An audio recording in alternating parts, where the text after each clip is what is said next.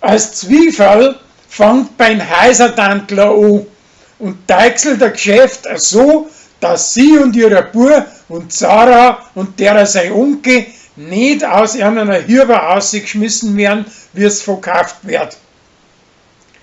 Uschi und sein Alter stopfen miteinander und eine preisische Tochter kriegt das mit und drum möchten sie es nachher aufklären und stellen sie dabei auch so botschert an, dass die Kleine meint, als Häusen und Drucker waren alles.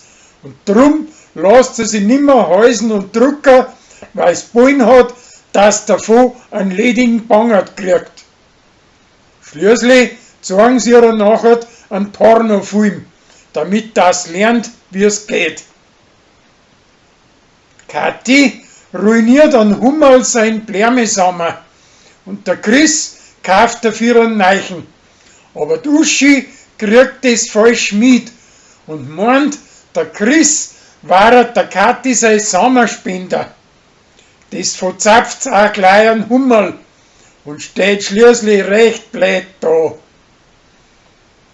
Der Michi setzt seiner Alten so lang zu, bis mit der Wahrheit ausrückt, dass Anno 95 Reklame gemacht hat für einen Telefonsex.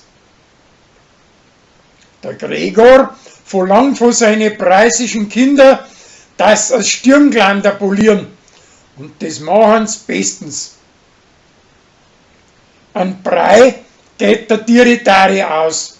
Und drum möchte Uschi das lieber einen Grund verkaufen, statt dass die Leute weniger zahlen. Die Rosi und der Sascha haben auch dafür und der Hubert ist überstimmt und muss damit zurechtkommen. Sarah stopft mit der preisischen Wirtsdirn und fängt eine warme Liebschaft mit ihr an und verzeiht das alle Leute und an Moritz haut's weiter.